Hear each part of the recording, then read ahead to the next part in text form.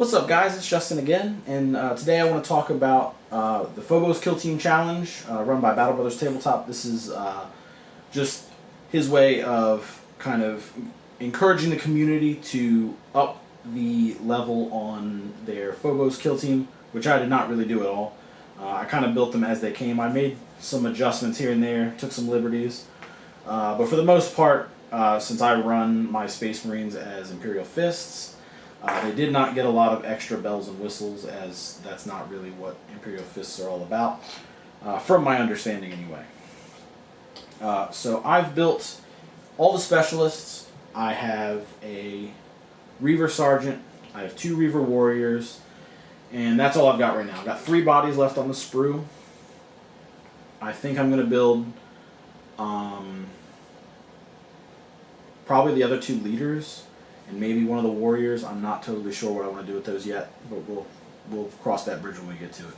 But what I do want to do today is I want to show you the models that I have built, and maybe talk you just a tiny bit through my painting process of these, and I can show you what I've done and what I am going to do with the remaining models. So let's get down to the table and we'll look at that.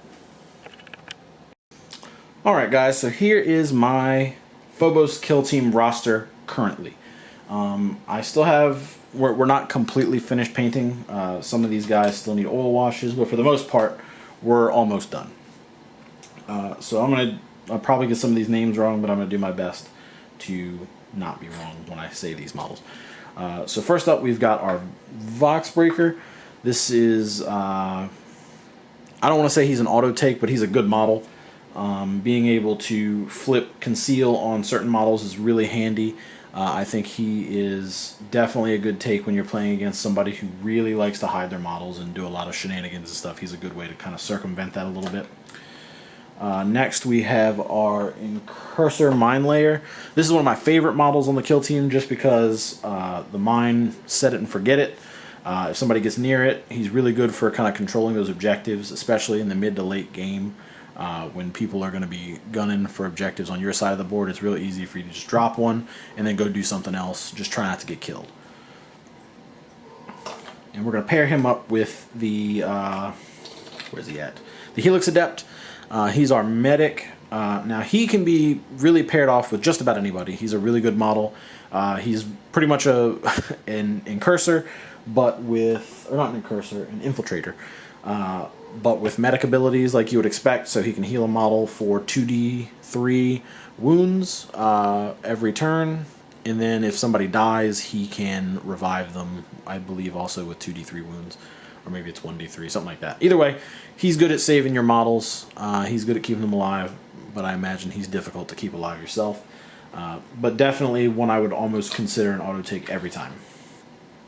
Next we've got, this is my Veteran, my Infiltrator Veteran, hence the white helmet. He is a really cool model because, you know, you get the special weapon. Lots of cool special rules that run with that, so I suggest sitting down and looking through those, looking at who you're playing against, and tailoring what options you're going to take to who you're playing against. Next, we've got our Incursor Sniper. Or not Sniper.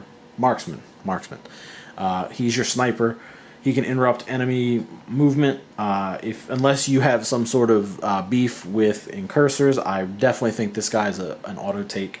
Now, I probably wouldn't have built this specific model if I had sat down and thought about it a little bit longer, because I have a box of Eliminators that are also in Phobos armor, and I think that they would have been a much cooler model to run than this. But I'm certainly not upset about it. I think this still came out really good. I gave him a silencer and like a little laser sight to his gun, but again, you're not going to see a ton of crazy mods on these guys because I'm running them as fists.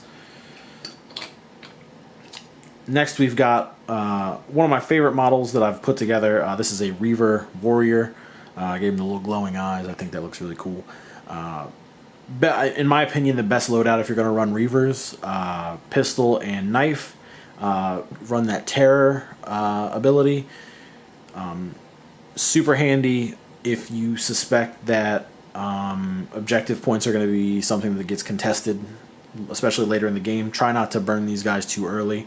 Get them on points, grab, collect VP, but Don't let them die early. And then right off that, we're going to run the war or the sergeant, pretty much the same loadout. I try to forward deploy these guys a little bit with the grav shoots, and then get them on points early. That way they can get around the board and do what they need to do. And then one last Reaver. This guy is built with the carbine. I probably will never actually run this guy. I just had him built, but I figured on the off chance I decide I want to run 3 Reavers at any point, I can do that. Next we've got our, what is he called? Commsman. Wow. This is probably my favorite model in the whole kill team. I need to drill his gun barrel out. He's the only one besides the Reaver that I'm never going to play that doesn't have a drilled out gun barrel. Hands out free AP. Well, not free AP. He can hand out his AP to other models, so that's nice. I don't know what else to say. He's a solid model. Get him somewhere nice, hide him, have him trail somebody, and he can kind of get models where they need to be. And then last but not least, we've got our Saboteur. He is my least favorite mine layer model, just because you have to manually trigger the mine, and with the same penalties as the other guy. If this guy dies, the mine dies. I don't think that he's a great pick just because you are going to essentially lose an AP carrying this guy over the other guy. Now the advantage to taking this guy is you have Saboteur tokens that you can place as part of one of your secondary objectives. So if you're really just looking to be sneaky and get around the board and play that way, he's a good take. Otherwise, I think his mine is kind of a waste when you have an auto mine with you. Now that said, you can take both of them, but I think that you're kind of putting yourself in a corner at that point where you can take other specialists that are going to do other things.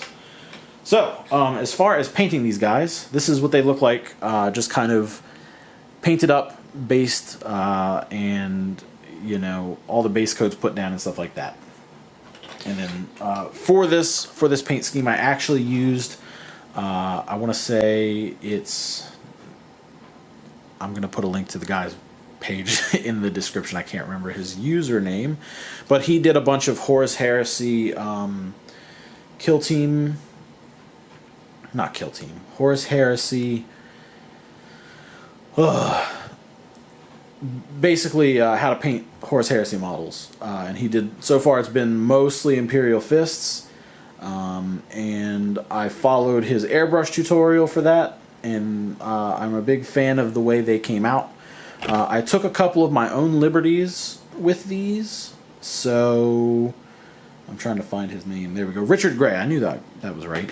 So Richard Gray, basically it's Mournfang Brown, add white to your Mournfang Brown, do a Zenithal, spray, what we got, Uriel Yellow over the top of that, and then I kind of blocked in all my details and stuff like that.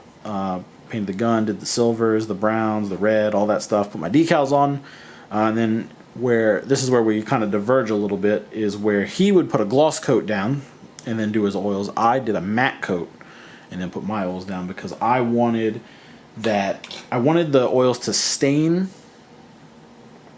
the surface versus being easy to take off, because I wanted that dingy, dirty, like the grime is sticking to the models look. And I knew I wasn't going to do a ton of like highlighting up, but I also didn't want to do a lot of like chipping and stuff like that. So I kept things pretty simple as far as that goes.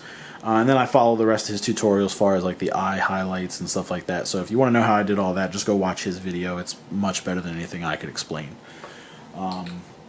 As far as basing these guys is going to go, I'm not really sure what I want to do. I have some of the GW molded bases that I could use, but I don't think I necessarily want to use those. I kind of want to do my own thing with these. I just need to put the other models together and get these guys painted before I do that.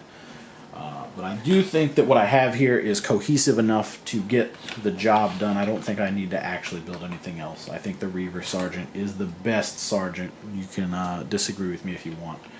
But when you're running, a little bit of everything, you have a lot more flexibility, but you are more limited in what you can and can't take. So I'm definitely gonna build another sergeant. I just got to figure out which one I want to do first. Probably the Incursor, but we'll see. So what are you building for your Incursor, Infiltrator, Reaver, Phobos Kill Team Challenge?